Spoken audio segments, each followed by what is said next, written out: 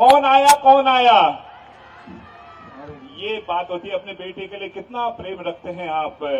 और हमने प्रयास किया विगत 22 वर्षों से, और उससे पहले 25 वर्ष हो गए जब हम लालकोठी से अगर शुरू करें तो आपके पिताश्री के साथ शुरू ये यात्रा आज इस स्वरूप में यहाँ दिख रही है। और मैं कहूंगा कि यहाँ की दिक्कतों को आप समझते हैं, एक सदस्य के रूप में भी आपने यहाँ सेवा दी है। और ये मैदान जो आपके द्वारा पूर्व में घोषित है, इस विषय पर भी मैं आपसे कहना चाहूंगा कि खटीमा को एक ऐसे मैदान की आवश्यकता है जिसमें हम इस तरह के उत्सव कर सकें अपने परिवार के साथ, अपने पूरे खटीमा के साथ। ये दोनों विधानसभाओं का संगम भी है। एक बार जोरदार तालियों से अभिनंदन हमारी इस बात को आप ध्यान में रखते हुए। भारत माता की जय। भारत माता की, पूर्णागिरी मैया की, पूर्णागिरी मैया की, भारामल बाबा की, भारामल बाबा की, बनखंडी महादेव की, बनखंडी महादेव की, बयानधुरा बाबा की, बयानधुरा बाबा की। खटीमा में आयोजित विशाल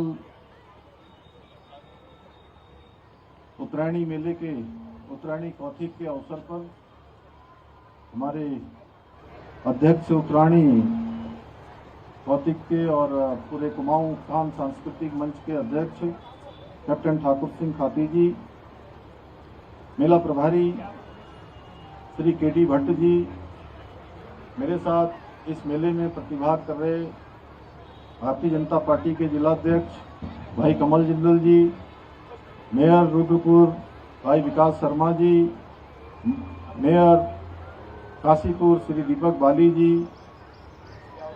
पूर्व विधायक अरणी राजेश शुक्ला जी, पूर्व विधायक डॉक्टर प्रेम सिंह राणा जी, नगर पालिका परिषद खटीमा के अध्यक्ष श्री रमेश जोशी जी,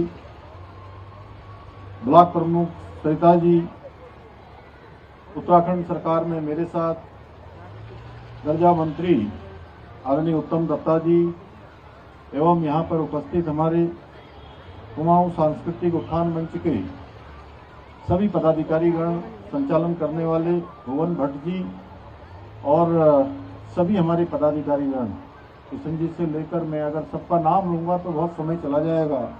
हमारी बहुत महिला टीम जो हर बार इस मेले के आयोजन में मैं वर्षों से देख रहा हूं कि उनकी बहुत बड़ी भूमिका होती है। लगातार कई महीनों से इसकी तैयारियां करती हैं। इस कार्यक्रम में, इस कौथिक में अपनी प्रस्तुति देने वाले सभी हमारे कलाकार बंधु, हमारे सभी आए हुए अनेक दलों के, सांस्कृतिक दलों के सभी हमारे सदस्यगण, सभी दुकान लगाने वाले, सभी हमारे प्रतिभागी और मीडिया के मेरे मित्र, मैं सबसे पहले तो इस मेले में आप सबके पधारने पर अपनी ओर से सभी का मैं हृदय से आप सबका स्वागत करता हूं, आप सबका अभिनंदन करता हूं। और आप सब लोगों ने मेरे यहाँ पहुंचने पर, आज खटीमा पहुंचने पर लगातार विभिन्न स्थानों पर मेरी माताओं ने, बहनों ने और मेरे युवा नौजवान साथियों ने, बुजुर्गों ने अपना आशीर्वाद देकर, माताओं बहनों ने तिलक लगाकर, नौजवान युवाओं ने जोश भरे नारे लगाकर मेरा स्वागत किया, अभिनंदन किया। मैं भी दोनों हाथ जोड़कर, सिर झुकाकर आप सबका अभिनंदन करता हूं, आप सबका स्वागत करता हूं।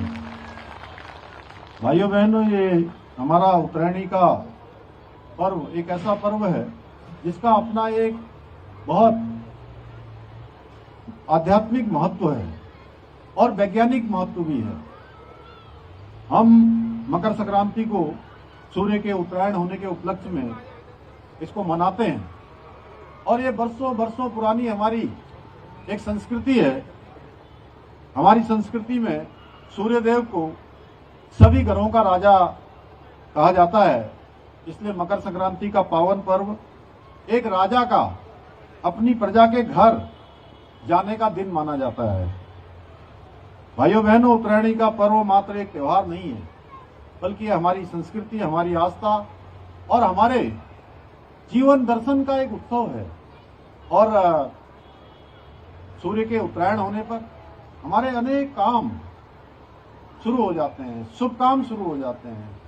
और अगर मैं कहूं कि देवताओं के दिन शुरू हो जाते हैं, तो इसमें कोई अतिशयोक्ति नहीं होगी, क्योंकि देवता इस समय हमारे इस भूमंडल पर विचरण करने लगते हैं। और इस समय सूर्य नारायण हमारे जीवन में नई ऊर्जा, नई उम्मीद और नई शुरुआत का संदेश लेकर जाते हैं। मुझे खुशी है कि उत्तरायणी कौशिक जैसे आयोजनों के माध्यम से हमारी नई पीढ़ी अपनी जड़ों से जुड़ रही है। हमारे नए युवा भी आज उत्तरायणी के कौशिकों में भाग ले रहे हैं और जगह जगह, केवल खटीमा में नहीं, उत्तराखंड में नहीं, देश और दुनिया में मैं अनेक स्थानों पर आज और इस महीने के शुरू से ही वर्चुअल माध्यमों से जुड़ा हूं। पूरी दुनिया के अंदर उत्तरायणी के कौशिक मनाए जा रहे हैं, इसका पर्व मनाया जा रहा है।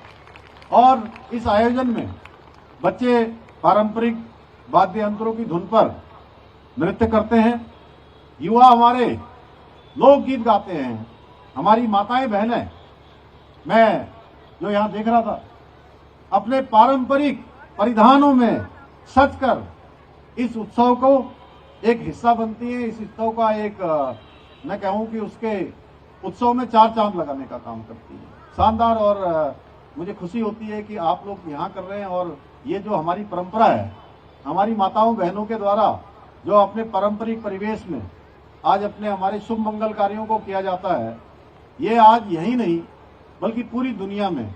मैं आपको बताऊं कि मैं आज से लगभग 2.5 साल पहले मैं लंदन गया था, और लंदन पहुंचते पहुंचते लगभग 8.5-9 घंटे का सफर था।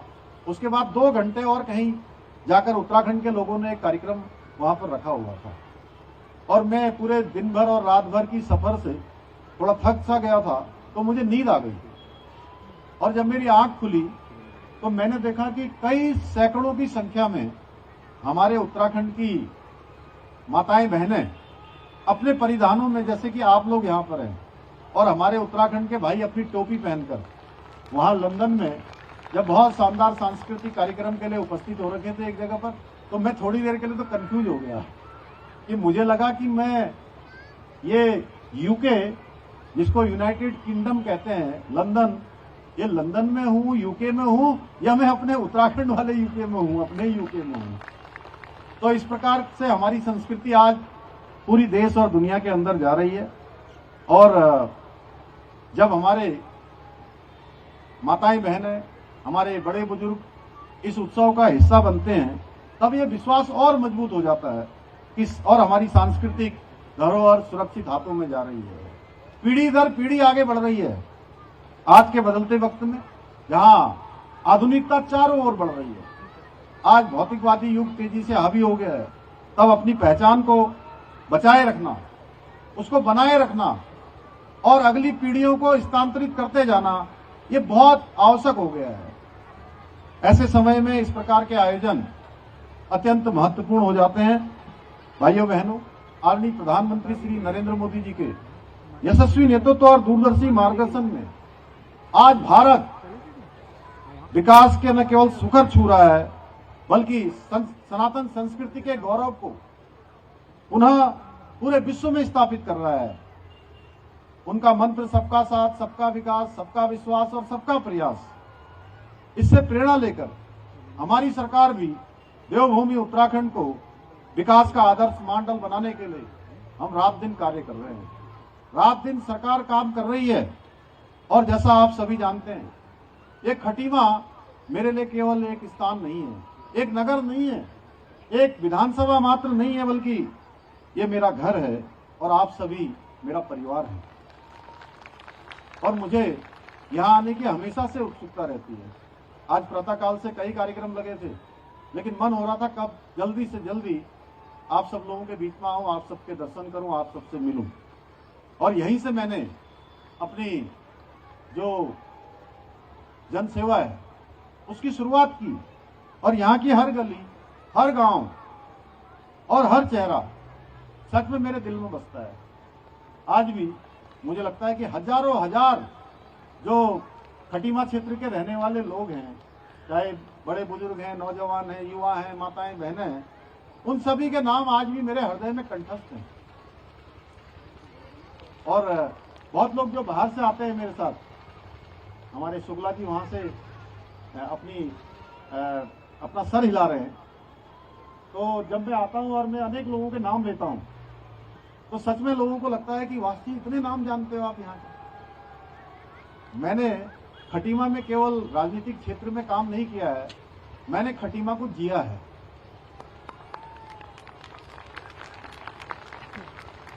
इसलिए हमारी सरकार ने खटीमा क्षेत्र में स्वास्थ्य का क्षेत्र हो, शिक्षा का, पेयजल का, इन सभी बुनियादी ढांचों को मजबूत करने के लिए कई महत्वपूर्ण कदम उठाए हैं। हमने जहां एक और खटीमा में हाईटेक बस स्टैंड, जिसका कल लोकार्पण होने वाला है, कल वो जनता को समर्पित होने वाला है। आप सबको पता है कि बस स्टैंड की बहुत जरूरत थी यहाँ पर, और लंबे समय से यहाँ मांग थी, क्योंकि ये रोडवेज का जो बस अड्डा है हमारा, वो अत्यंत बहुत ही छोटे स्थान पर है। बरसात के समय में बहुत परेशानी लोगों को हो जाती है, लंबी यात्रा के लिए अगर प्रतीक्षा करनी हो तो बहुत परेशानी होती है। अब एक अच्छा बस स्टैंड यहाँ पर बनकर तैयार हो गया है, कल वो जनता को समर्पित हो जाएगा, आप सबको समर्पित हो जाएगा।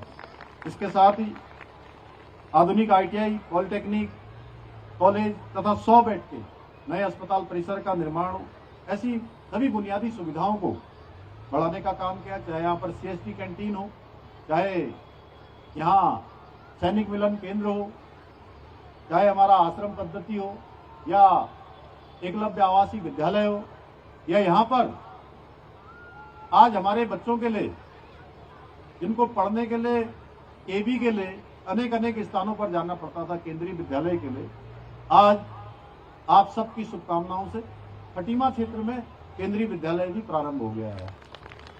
ऐसे अनेक काम हैं। वहीं औद्योगिक विकास को गति देने के साथ ही युवाओं को खेल प्रतिभा को निखारने के लिए भी राष्ट्रीय स्तर के अत्याधुनिक खेल स्टेडियम का निर्माण भी यहाँ पर करवाया गया है। आप सबको पता है, इस बार राष्ट्रीय खेलों की मलखंभ की प्रतियोगिता हमारे यहीं चकरपुर के बनखंडी वन चेतना मैदान पर आयोजित की गई थी, जो हमारा खेल मैदान बनकर तैयार हो गया है। इसके अतिरिक्त कनेक्टिविटी को और बेहतर करने के लिए बाईपास, जो यहाँ का एक बहुत चुनौतीपूर्ण काम था, और मैं बार बार कहता हूं, बार बार आप सबको भी स्मरण दिलाता हूं कि हमारे बहुत सारे मित्र राजनीतिक क्षेत्रों में जो काम करते हैं, वो हर एक बार चुनौतियां देते थे, कहते थे खटीमा में बाईपास किसी कीमत पर नहीं बन सकता है। भाइयों बहनों, आप सबको याद होगा, उसके लिए कई बार रैलियां निकाली गई, कई बार ये शहर के अंदर जाम लगता था, बड़े बड़े गड्ढे हो जाते थे, धूल आ जाती थी, और केवल खटीमा वालों को ही नहीं, यहां से बनबसा, टनकपुर, लोहाघाट, चंपावत, पिथौरागढ़ और धारचूला तक के लोगों को, और नेपाल के लोगों को भी बहुत परेशानी खटीमा से पार करते हुए आगे जाने के लिए, चाहे रुद्रपुर जाना हो, चाहे उनको दिल्ली जाना हो, या देहरादून, हरिद्वार, कहीं भी जाना हो, बहुत उनको परेशानियों का सामना करना पड़ता था। आज आप सबको पता है, पूरा खटीमा का, मैं अभी आ रहा था, देखा कि बिल्कुल आसानी से लोगों का व्यापार भी हो रहा है, लोग, माताएं बहनें आ भी रही है, मेले में भी आ रही हैं, जा रही हैं, बच्चे भी आ रहे हैं, कोई एक्सीडेंट का खतरा भी नहीं है। और बाईपास चालू हो गया, जिनको चकरपुर जाना है तो बाहर जाएगा, बनबसा जाना है बाहर जाना है, टनकपुर से जाए टनकपुर जाएगा, बाहर जाएगा, वो बाजार के अंदर नहीं आएगा, या उधर से आने वाले भी। तो शानदार यहाँ पर बाईपास बनकर भी तैयार हो गया। ऐसे ही मैं जब यहाँ केंद्रीय विद्यालय की बात करता था, तो लोग कहते थे केंद्रीय विद्यालय कैसे बन सकता है यहाँ, और ये मैंने कोई मुख्य सेवक के रूप में आकर मुख्यमंत्री के रूप में नहीं बनाया, आप सबके आशीर्वाद से संघर्ष करके, एक पल रुके बिना, कई बार दिल्ली गए, कई बार देहरादून गए, जमीन भी करवाई, कितनी मुश्किल से जमीन ली वहां उसकी, और केंद्रीय विद्यालय भी मेरे विधायक रहते ही यहाँ पर बनाया है। ये बाईपास की स्वीकृति भी मेरे यहाँ पर विधायक रहते ही हुई है। बस स्टैंड का जो ये स्वीकृति है ये भी हमारे विधायक रहते हुई है, मेरी भी हुई थी, वो शुक्ला जी के यहाँ भी हुई है किच्छा में, ये सब विधायक रहते हुए है। ये मिलिट्री कैंटीन, हमारी सीएसडी कैंटीन, ये भी विधायक रहते ही शुरू हुई थी। ये हमारा आवासीय एकलव्य विद्यालय, हमारे जो जनजाति के भाई हैं वो जानते होंगे, ये आवासीय एकलव्य विद्यालय पूनम हाथ हिला रही हूं। तो ये मुख्यमंत्री बनने के बाद नहीं हुआ है जी। काम करने का अगर जज्बा हो, संघर्ष करना हो, केवल बातें न बनानी हो। बातें बनाने के लिए, बयान देने के लिए बहुत चीजें हैं, देते रहते हैं जी। कभी लोग आए तो मैं अपना रिकॉर्ड कार्ड नहीं दे रहा हूं, कोई इसलिए नहीं कि अभी तो मैं इस जिम्मेदारी पर हूं, आप सबके आशीर्वाद से मुझे काम करना ही है। मैं ये तब का रिकॉर्ड कार्ड बता रहा हूं जब मैं आप सबका विधायक था, जब आपने मुझे चुना था, एक विधायक के रूप में मैंने काम किया था। ये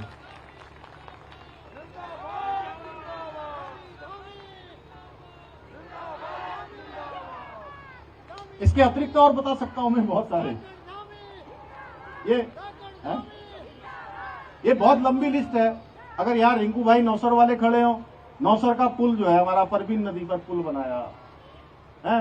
ये बिस्टी मझोला रोड, अगर कोई हमारे सिख बंधु उधर से आए होंगे या मझोला या उधर के 17 मील साइड के या हमारे हल्दी क्षेत्र के कुछ लोग यहाँ पर हों तो जानते हैं कितनी मुश्किल से उस समय भी वो लगभग 20 किलोमीटर रोड, मेरे मीडिया के भाई जरूर इसको सुन लें कि 20 किलोमीटर और रोड उस समय में विपक्ष का विधायक था। 2012 से 2017 में शानदार रोड बनकर तैयार हुई।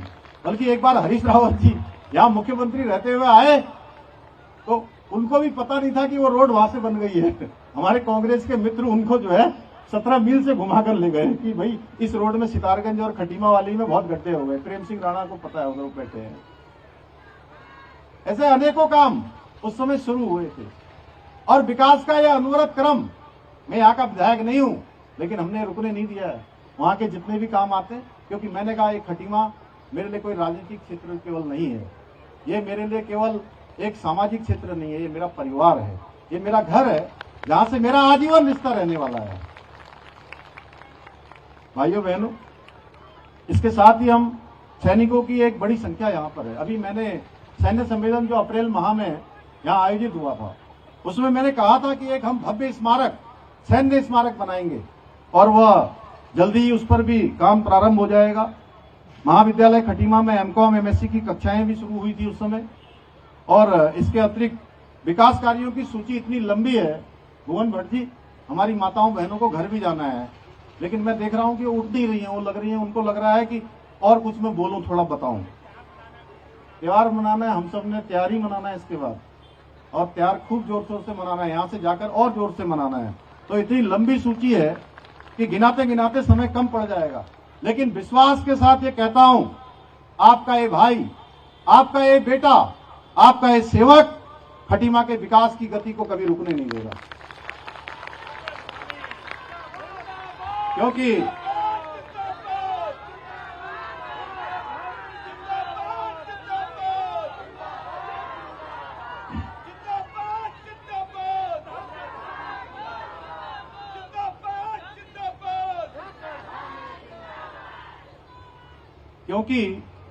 मैं केवल बात करने वाला मुख्य सेवक नहीं हूं, बल्कि जमीन पर काम करने वाला मैं सैनिक का पुत्र हूं, आप सबका बेटा हूं, आप सबका भाई।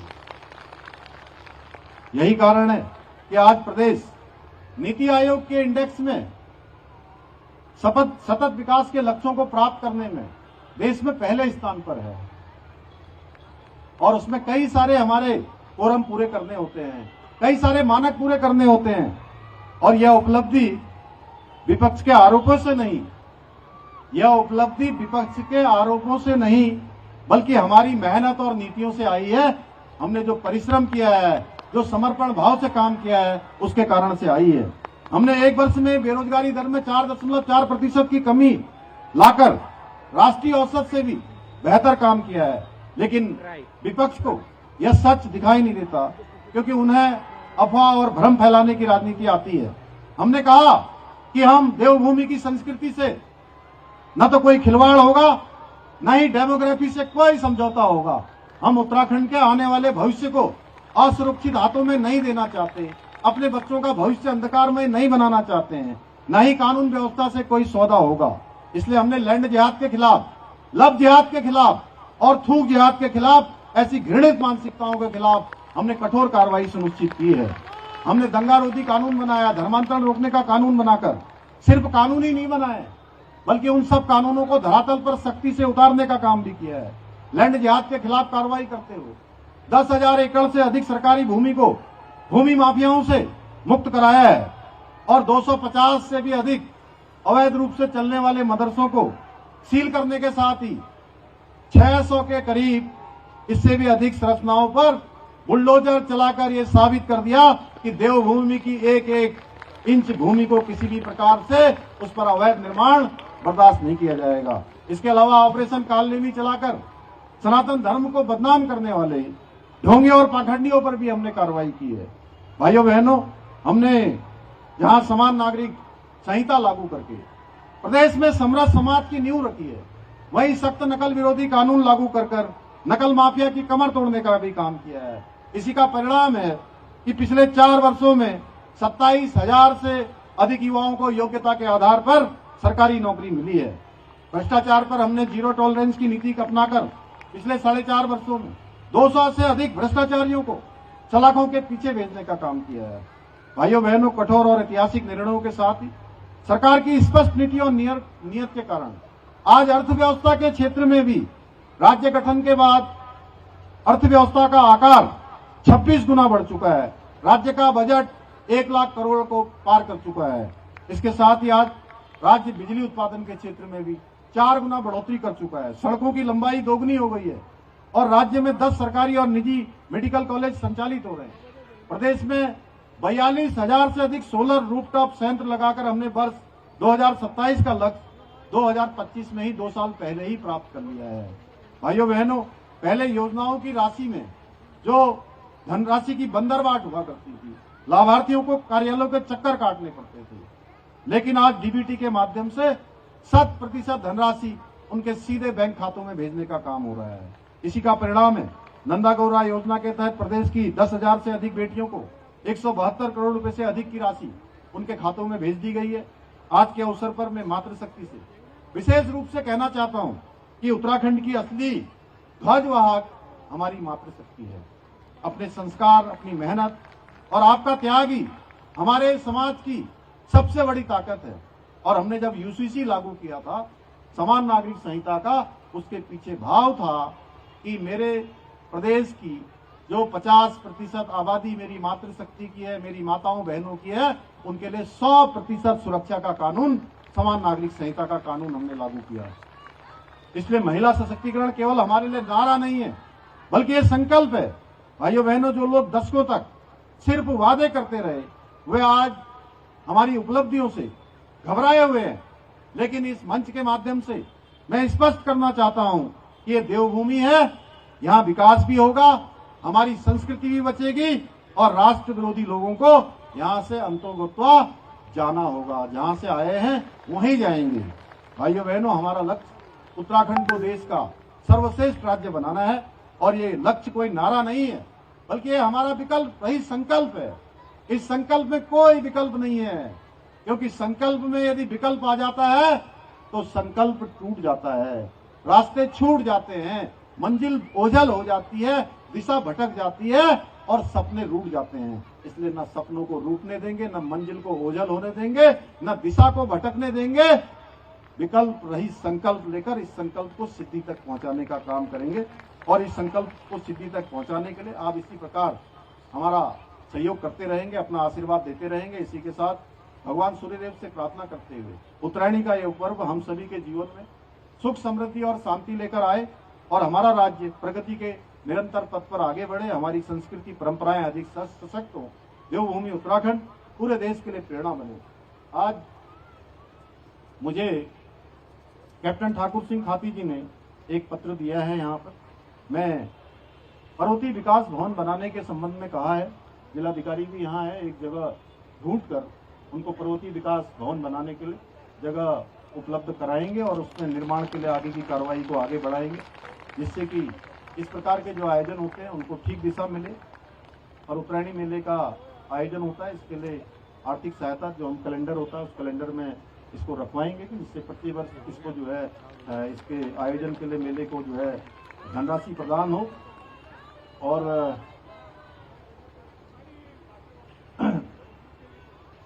यहाँ पर मंच बनना है, निर्माण होना है, उसके लिए क्योंकि कार्रवाई आगे बढ़ी है उसको जल्दी से आगे बढ़ाएंगे। एक बार फिर से आप सबका धन्यवाद करते हुए कि आप सबने मुझे यहाँ आने का अवसर प्रदान किया, मैं आप सबका धन्यवाद करते हुए आप सबको भुगतिया त्योहार की और उत्तरायणी की बहुत सफल बधाई देते हुए मैं अपनी बात को समाप्त करता हूँ।